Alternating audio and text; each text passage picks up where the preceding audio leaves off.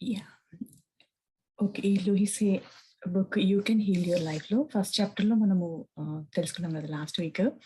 First చాప్టర్‌లో ఏం చెప్తున్నారంటే, వాట్ ఐ బిలీవ్ అనేది. మనకి ఎలాంటి నమ్మకాలుంటాయి, మన నమ్మకాల వల్ల అవి మనకి ఎలా రిఫ్లెక్ట్ అవుతూ ఉంటాయి అనేది చెప్పారనమాట. ఎలా అంటే నన్ను అందరూ యూజ్ చేసుకుంటారు అని అలాంటి బిలీఫ్స్ మనకు ఉండుంటే, అది అలాగే జరుగుతుంది. దాన్ని రిప్లేస్ చేసుకోమని చెప్పారు గదా! అంటే అందరూ నాకు హెల్ప్ చేస్తారు అని పాజిటివ్‌గా ట్రాన్స్‌ఫార్మ్ చేసుకోమని అన్నారనమాట. ఇంకా మనకి యూనివర్స్ ఎలా సపోర్ట్ చేస్తుంది. మన ప్రతి ఒక్క థాట్‌ని కూడా సపోర్ట్ చేస్తుందనమాట. అది పాజిటివ్ అయినా, నెగెటివ్ అయినా సపోర్ట్ చేసుకుంటూ వెళ్ళడమే యూనివర్స్‌కి తెలుసు అనమాట. అందుకే మనము చాలా జాగ్రత్తగా పాజిటివ్ థాట్స్‌ని మాత్రమే రిలీజ్ చేస్తూ ఉండాలి. మనకి ఎన్నో రకమైన జడ్జిమెంట్స్ అన్నీ ఉంటాయన్నమాట.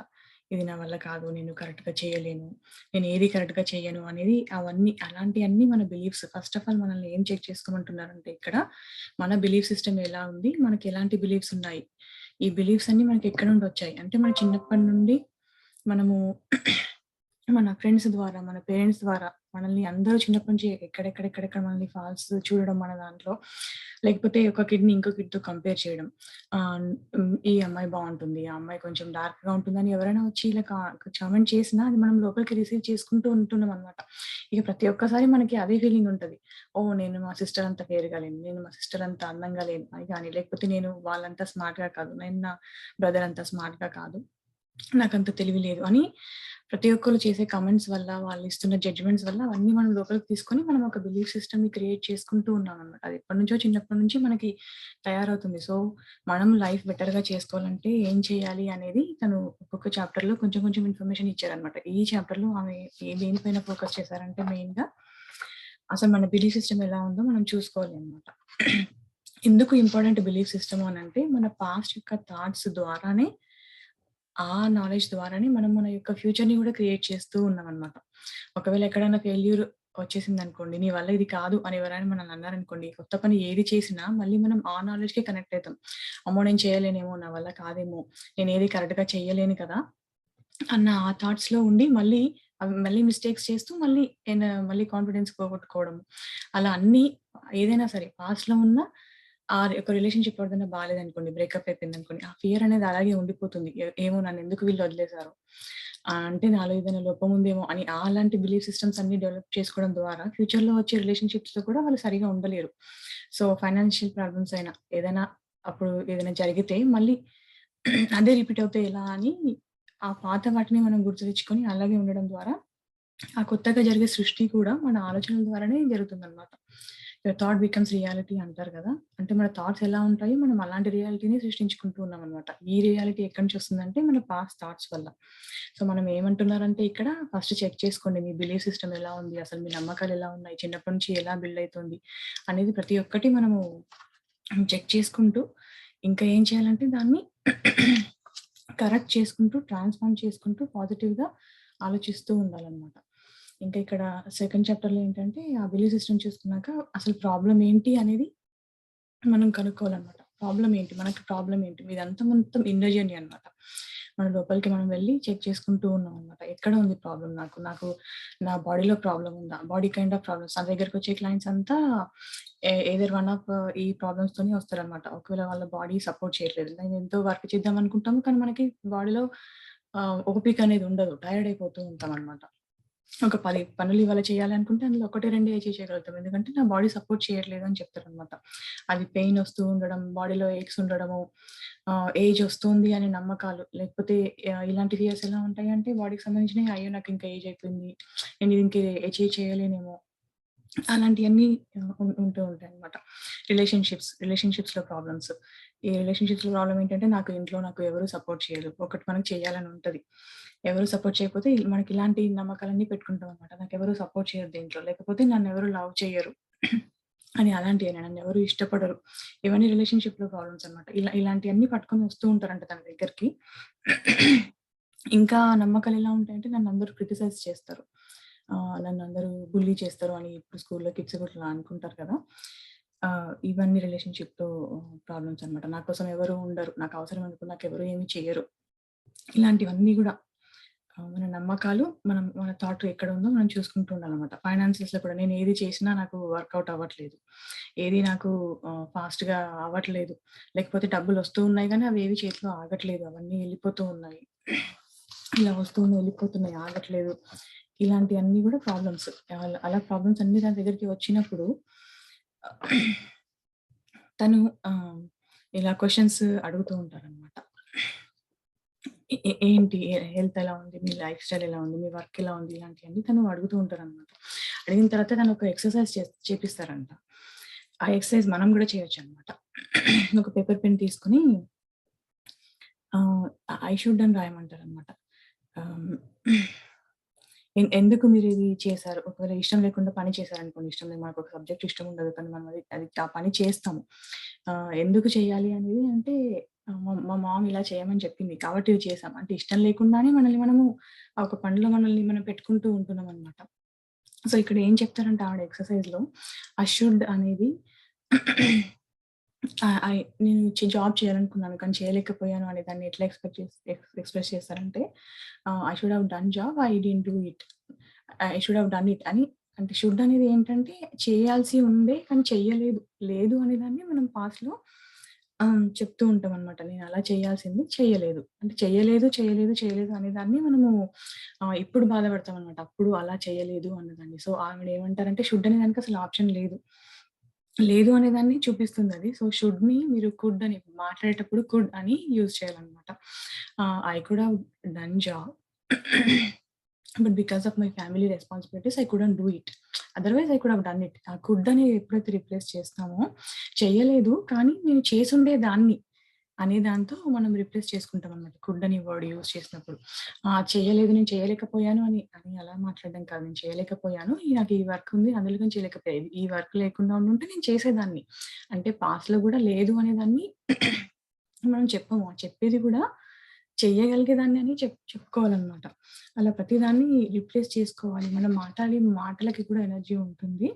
ప్రతిదాన్ని రిప్లేస్ చేసుకోవాలనమాట. ఇప్పుడు మీ దగ్గరకొచ్చిన ప్రతి ఒక్క క్లయింట్ ఈ యొక్క నీ క్వెషన్స్ అడిగి వాళ్ళ ద్వారా తెలుసుకుంటారు గదా! ప్రతి ఒక్క రీజన్‌కి ఆవిడ కనుక్కుంది ఏంటి అనంటే, ఇవన్నీ పైన కనపడే రీజన్స్. ఏంటంటే, కొందరు లావుగా అయిపోతూ ఉంటారనమాట. ఆ లావుగా అయిపోవడం అనేది పైన కనబడే రీజన్. పైన కనిపిస్తోందది. మనం అందరం అనుకుంటాం ఫుడ్ బాగా తినడం వల్ల వెయిట్ పెరిగిపోతున్నాము అది ఇదని అవి మనం పైనకి రీజన్స్ చెప్తాం. కానీ డీప్‌గా వెళ్తే అసలు రీజన్ ఏంటి అంటే దాని యొక్క మూల కారణము ఇన్‌సెక్యూరిటీస్ ఫీల్ అవ్వడం అన్నమాట. ఎవరైనా బాగా లైఫ్ మీద ఇన్‌సెక్యూరిటీ ఫీల్ అయితే, ఒక రిలేషన్‌షిప్‌లో ఇన్‌సెక్యూరిటీ అనేది ఫీల్ అయిపోతే, తెలియకుండా వాళ్ళ సెక్యూరిటీ కోసం అనేది వాళ్ళ బాడీ చుట్టూ ఒక లేయర్‌ని క్రియేట్ చేసుకుంటూ ఉంటారనమాట. అలా బాడీ బిల్డ్ అయిపోతూ ఉంటుందనమాట. సో, ప్రతి ఒక్కరి యొక్క మూల కారణము లోపలికెళ్ళి చూస్తే ప్రతిదానికి ఏముంది అనంటే ఆ ప్రాబ్లమ్స్ అన్నీ ఎందుకొస్తున్నాయి అనంటే, ఆమెకు తెలిసిన రీజన్ ఏంటంటే, సెల్ఫ్ లవ్ అనేది లేకపోవడం. సెల్ఫ్ లవ్ అనేది లేకపోవడం ద్వారానే ప్రతి ఒక్కటి ఇప్పుడు ఒక పని చేద్దాం అనుకుందాం. కానీ నేను సరిగ్గా చెయ్యను అని అనుకునేది, నేను సరిగ్గా చేయలేను అని అనుకునే ఆ భావన అనేది సెల్ఫ్ లవ్ లేకపోవడం. సెల్ఫ్ కాన్ఫిడెన్స్, సెల్ఫ్ లవ్ లేకపోవడం.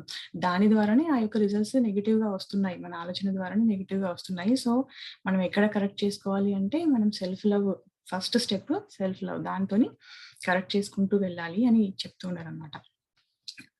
అది మనకి లోపలికి వెళ్ళి, మనకి ఎలాంటివున్నాయి అసలన్నీ అని మనం ఒక పేపర్ పైన రాసుకోవాలనమాట. మనకి మన ఫీలింగ్స్ ఎలా ఉన్నాయి? మనము అందంగా లేమని ఫీల్ అవుతున్నామా? లేకపోతే స్మార్ట్‌గా తొందరగా నేర్చుకోలేమని ఫీల్ అవుతున్నామా? అది ఎక్కడి నుండి వచ్చింది? చిన్నప్పటి నుంచి ఎవరైనా మనల్ని ఏమైనా అన్నారా?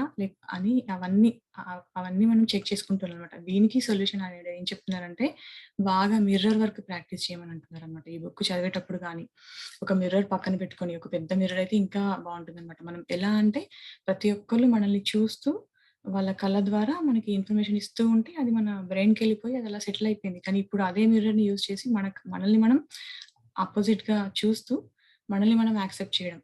ఆవిడేం చెప్తారంటే సెల్ఫ్ లవ్‌లో practice first step I love my self. I accept my self. మనల్ని మనమే యాక్సెప్ట్ చేయమనమాట. నేను స్మార్ట్‌గా లేను కాబట్టి ఆహ్, లేకపోతే కోపంగా ఉన్నా, నేను కోపంగా ఉన్నాను కాబట్టి నేను మంచిదాన్ని కాదు. మనకి మనమే జడ్జ్‌మెంట్ ఇచ్చుకుంటాం. మనల్ని మనమే క్రిటిసైజ్ చేసుకుంటూ ఉంటామనమాట. అది ఫస్ట్ స్టెప్ సెల్ఫ్ లవ్ బాగా ప్రాక్టీస్ చేయమని చెప్తారు. ఒక 21 డేస్ మిర్రర్ ముందు ఉండి I love my self. I accept my self. మనల్ని మనం ఉన్నది ఉన్నట్టుగా ప్రేమించుకుంటూ యాక్సెప్ట్ చేసుకుంటూ ఉంటున్నాను. ముందు మనది మనం చెప్పుకుంటూ ఉంటే, ఆ తర్వాత నెక్స్ట్ స్టెప్స్ అన్నీ ఉంటాయి. అదొక్కొక్కదాన్ని తీసుకొని సాల్వ్ చేసుకుంటూ వెళ్ళిపోవడమే అనమాట.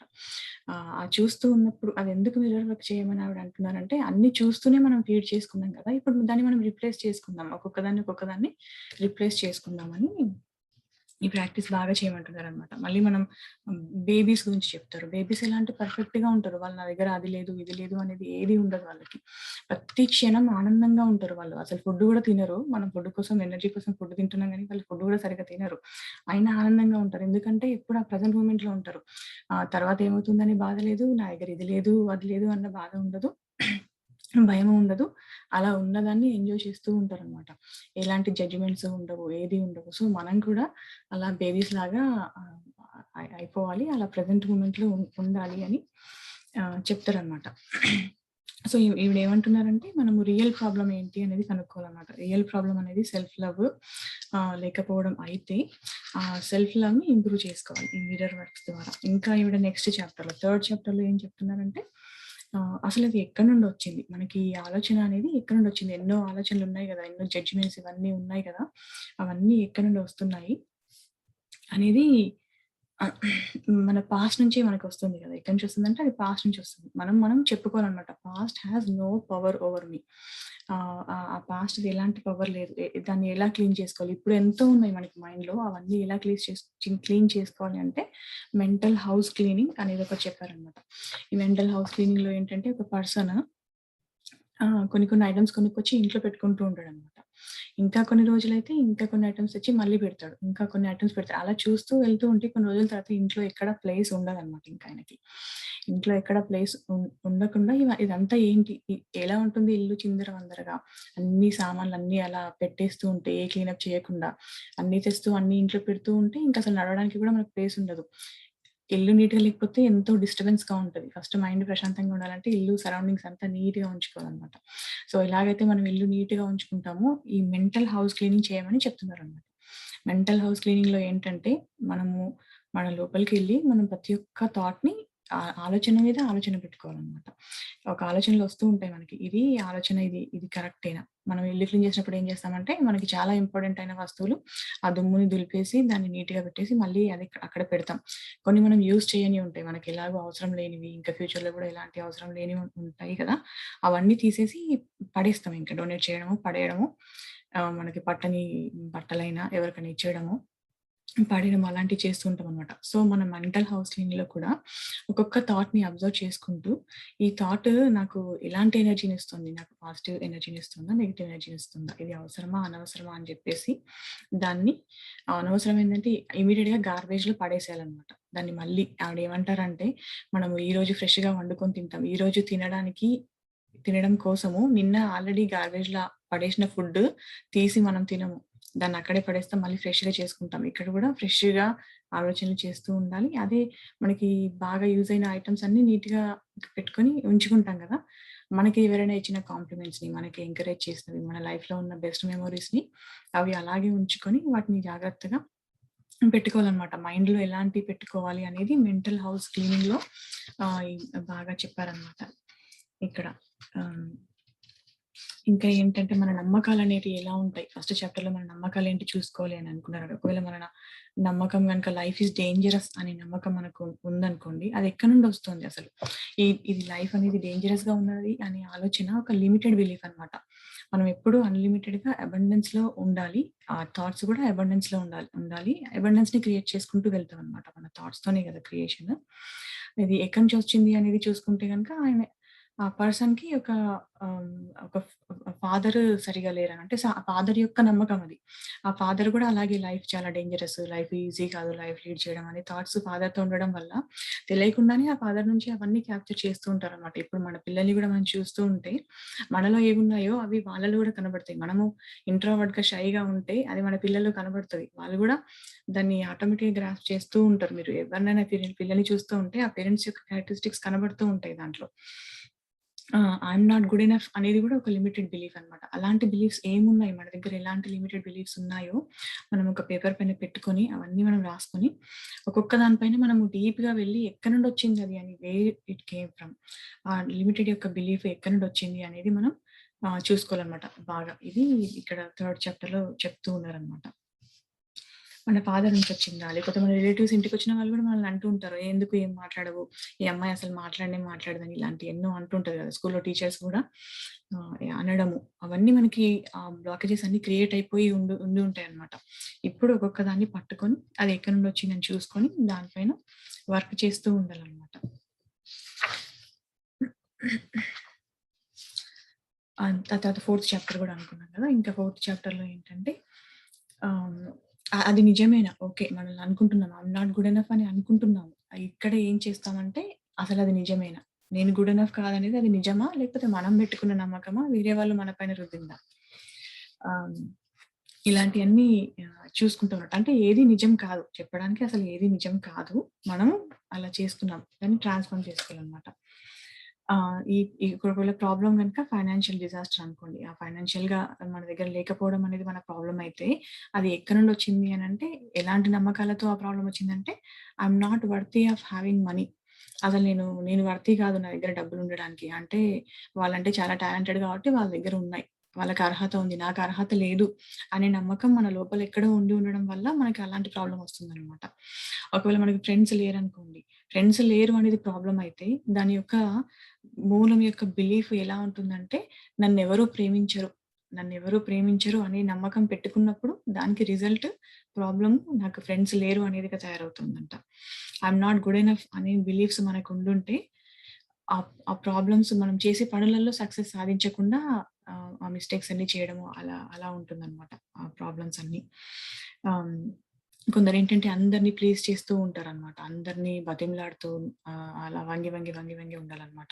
అంటే నాకే దారి లేదు. నాకిదే దారి ఇంకా నాకిక తప్పదు వీళ్ళతో ఉండడమే నాకు రాసుంది అన్న నమ్మకాలు అలాంటియన్నీ పెట్టుకొనుంటే ఇలాంటి ప్రాబ్లమ్స్ అన్నీ ఫేస్ చేస్తూ ఉంటారు. సో, అందుకే మనము అసలు మన ప్రాబ్లమ్ ఏంటి అని మనం పేపర్ పైన ఫస్ట్ రాసుకుంటే, దానిపైన వర్క్ చేసుకుంటూ వెళ్తే మనకు దాని లోపల ఉన్న బిలీఫ్ ఎక్కడి నుండొస్తుంది అనేది మనం తెలుసుకొని, ఆ బిలీఫ్‌ని ఆ లిమిటెడ్ బిలీఫ్‌ని అబండెంట్‌గా ట్రాన్స్‌ఫార్మ్ చేసుకుంటూ ఉంటుంటే, మనకి ఆ ప్రాబ్లమ్ నుంచి బయటపడుతూ ఉంటామనమాట. సో, ఇప్పటి నుంచి ఏంటంటే, మనం ఈ వర్క్ చేస్తూ ఈ మిర్రర్ వర్క్ మనల్ని మనం యాక్సెప్ట్ చేయడము. మిర్రర్‌లో మనల్ని మనం ప్రేమిస్తున్నాము అని మనకి మనం చెప్పుకోవడము అనేది ఒక 21 డేస్ ప్రాక్టీస్ చేస్తూ ఉండాలి.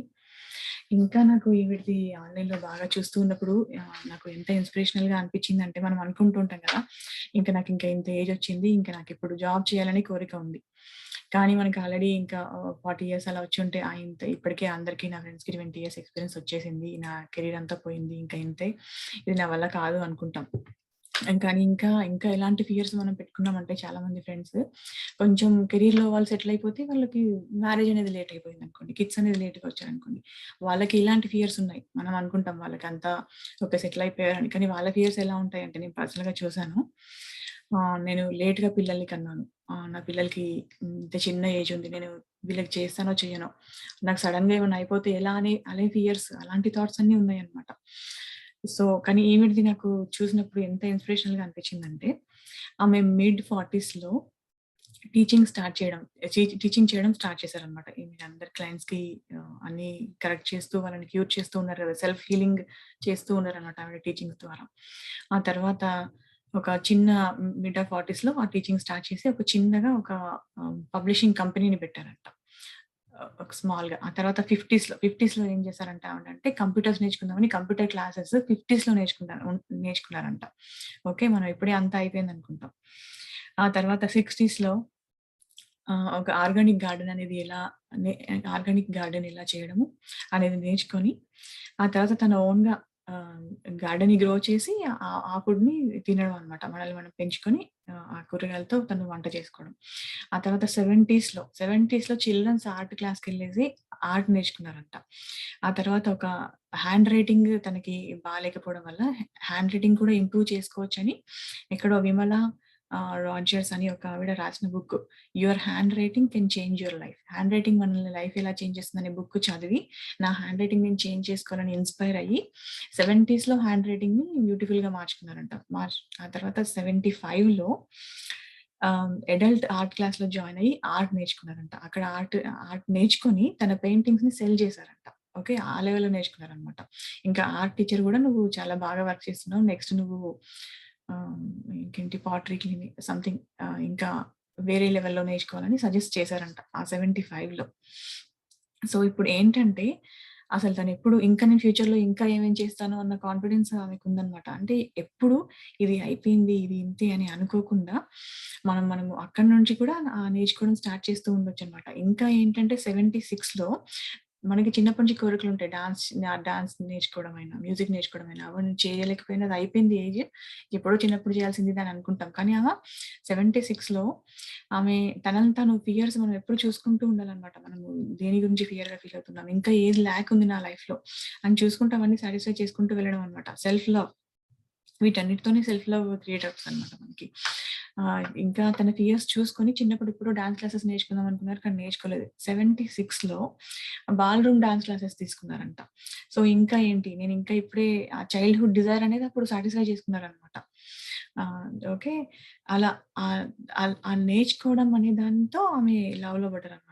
ప్రతి ఒక్కదాన్ని నేర్చుకుంటూ ఉండడం. ఎందుకంటే మనం ఏదో ఒక కొత్తదాన్ని నేర్చుకుంటూ ఉన్నప్పుడు మన మైండ్ బాగా యాక్టివ్‌గా ఉంటదనమాట. అప్పుడు ఆ ప్రెజెంట్ మూమెంట్‌లో ఉంటది. కొత్తగా చూసినా, కొత్తదేదైనా నేర్చుకుంటూ ఉన్నా, మనం బాగా అలర్ట్‌గా ఉంటామనమాట. లేకపోతే ఇంకా ఆహ్, ఇగ పనికిరాని ఆలోచనలు కానీ, ఆ బోర్డమ్ అనేది వస్తుందనమాట. ఆ బోర్డమ్ గూడా నెగెటివ్. మళ్ళీ మన ప్రతి ఒక్కదాన్ని మనం ఎప్పుడు పాజిటివ్‌గా ట్యూన్ చేసుకుంటూ వెళ్తూ ఉండాలి గదా! దాని గురించి విన్నప్పుడు చాలా ఇన్స్‌పిరేషనల్‌గా అనిపించిందనమాట. అంటే ఇంత చేయొచ్చా? 40స్ అయిపోయిన తర్వాత గూడా ఇంత అచీవ్ చేయొచ్చా లైఫ్‌లో?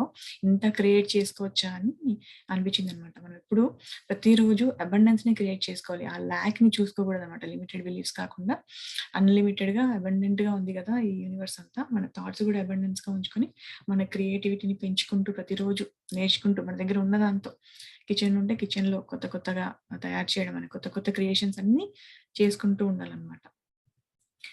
ఇలా చేసుకుంటూ కొత్తదాన్ని క్రియేట్ చేసుకుంటూ గ్రేట్ ఫ్యూచర్‌కి ఒక పాత్ అనేది క్రియేట్ చేసుకుంటూ వెళ్ళాలనమాట. చాలా ఇన్స్‌పిరేషనల్‌గా ఉందండి వీళ్ళ స్టోరీ మాత్రం. ఇంకా నెక్స్ట్ 4 చాప్టర్స్‌లో ఏముంది అనేది నెక్స్ట్ తెలుసుకుందాము. ఈ రోజుకి ఇంతే.